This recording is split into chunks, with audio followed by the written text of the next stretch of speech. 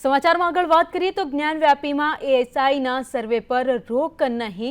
Allahabad high court ASI સર્વેને મંજૂરી આપી દીધી છે। મુસ્લિમ પક્ષકારોની અરજી હાઈકોર્ટે ફગાવી છે અને અલ્હાબાદ હાઈકોર્ટે એએસઆઈ સર્વેને મંજૂરી આપી છે। સુપ્રીમ કોર્ટના નિર્દેશ બાદ હાઈકોર્ટે પોતાનો ચુકાદો સંભળાવી દીધો છે। મુસ્લિમ પક્ષકારોને હાઈકોર્ટે મોટો ઝટકો આપ્યો છે અને અલ્હાબાદ હાઈકોર્ટે મંજૂરી સર્વેને આપી દીધી છે। છેલ્લા ઘણા સમયથી જ્ઞાનવાપીને લઈને વિવાદ ચાલી રહ્યો હતો।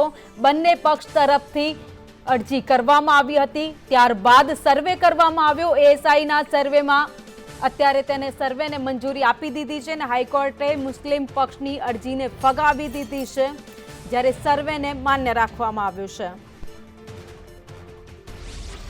पूरी तरह से एक्सरे पद्धति, स्टाइलिस्ट डेटिंग, ये सारे मेथड को इस्तेमाल करके आर्कियोलॉजी सर्वे इस पे अच्छा सा रिपोर्ट माननीय न्यायालय के समक्ष प्रस्तुत कर सकता है। इसलिए हम लोग इस विषय को लेकर बहुत उत्साहित हैं। बहुत आप तो एडवोकेट हैं, क्या अभी इसके बाद भी कोई चुनौती का गुंजाइश बनता है मुस्लिम पक्ष की? તમામ અપડેટ સાથે સંવાદદાતા અજય યાદવ પણ અમારી સાથે જોડાઈ ગયા છે। अजय, मुस्लिम पक्षकारों को बहुत ही बड़ा झटका लगा है और जो साथ ही में जो सर्वे किया गया था उसको भी हाईकोर्ट ने मंजूरी दे दी है।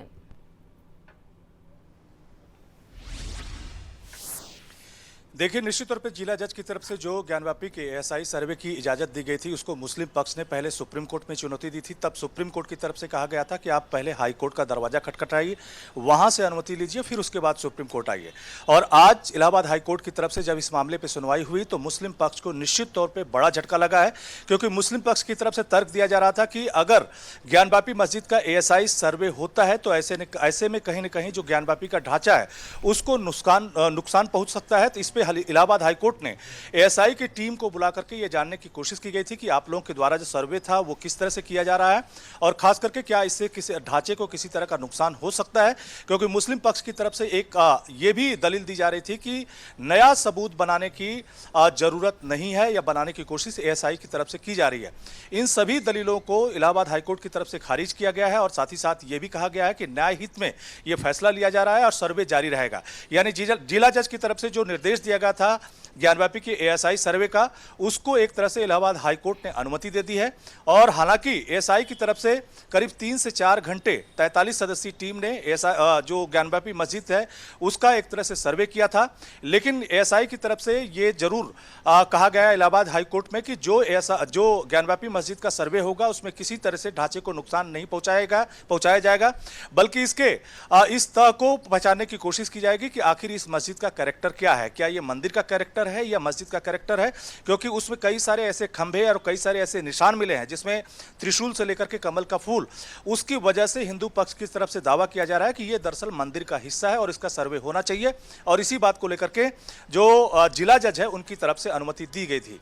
तो अब एक तरह से इलाहाबाद हाईकोर्ट ने जिला जज के आदेश को आगे बढ़ाया है और कहा जा रहा है कि आज ही एएसआई की टीम उसका सर्वे शुरुआत कर सकती है।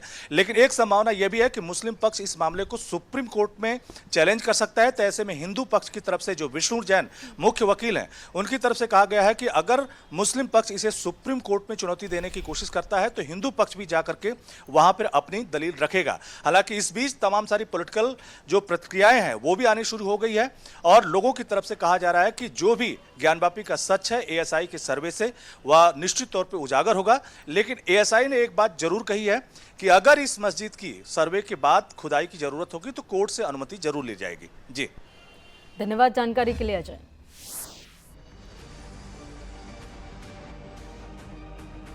જ્ઞાનવ્યાપી કેસ મામલે સર્વેને હવે મંજૂરી આપી દેવામાં આવી છે। કોર્ટ તરફથી મંજૂરી મળી ગઈ છે। મુસ્લિમ પક્ષને સૌથી મોટો ઝટકો लाग्यो છે, કારણ કે મુસ્લિમ પક્ષે પણ અરજી કરી હતી વજૂખાનાને લઈને, પરંતુ હવે જે એએસઆઈનો સર્વે છે તેને માન્ય ગણવામાં આવ્યો છે। હિન્દુ પક્ષકારો જેટલા પણ છે તેમાં ખુશી જોવા મળી રહી છે, તો બીજી બાજુ કોર્ટે અરજી ફગાવતા અત્યારે મુસ્લિમ પક્ષકારો જે નારાજ દેખાઈ રહ્યા છે।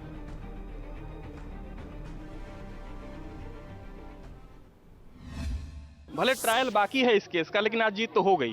पूरी तरह से ऑर्डर हमारे पक्ष में रहा, कारण कि एएसआई ने क्लियर कर दिया है कि हम किसी स्ट्रक्चर को नुकसान नहीं पहुंचाना है। ऑनरेबल चीफ जस्टिस ने ऑपरेटिव पार्ट पढ़ा, कहा कि जब स्ट्रक्चर को नुकसान नहीं पहुंचना है तो कोर्ट का ओपिनियन ये है कि वहां एएसआई सर्वे होना चाहिए। ये दोनों ही पक्षों की फायदे की बात है और कोर्ट का निचली अदालत में जो ट्रायल होगा वो सही तरीके से हो सकेगा। लेकिन कोर्ट ने यह भी कहा है कि इस केस का जो ट्रायल है मेरिट प्रभावित नहीं होगा इस आज के फैसले से। लेकिन बतौर हिंदू पक्षकार मैं ये कहना चाहता हूं कि हिंदू की बहुत बड़ी जीत है और आदि विश्वेश्वर मंदिर का, भव्य मंदिर का रास्ता आज से प्रशस्त हो गया। ये अलग बात है कि वो सुप्रीम कोर्ट जाएंगे, तमाम जगह जाएंगे, लेकिन उससे कुछ फर्क नहीं पड़ता है। बिल्कुल आगे के लिए मार्ग प्रशस्त हो गया है, क्योंकि अंजुमन इंतजामिया का आर्गुमेंट सुप्रीम कोर्ट में यही था कि हमें हाई कोर्ट जाने का मौका नहीं मिला। तो हाई कोर्ट ने उनको पूरा सुना और सुनने के बाद जो उनकी एप्लीकेशन थी, उनकी पिटीशन थी, उसको रिजेक्ट कर दिया और साथ ही साथ जो डिस्ट्रिक्ट कोर्ट का फैसला था उसको तत्काल प्रभाव से प्रभावी कर दिया। जितने भी इंटरिम ऑर्डर थे स्टे के, सारे स्टे ऑर्डर वेकेट कर दिए। नहीं, एएसआई ने एफिडेविट दिया था क्लियर टर्म्स में कि बिना क्षति पहुंचाई हुए हम सर्वे करेंगे।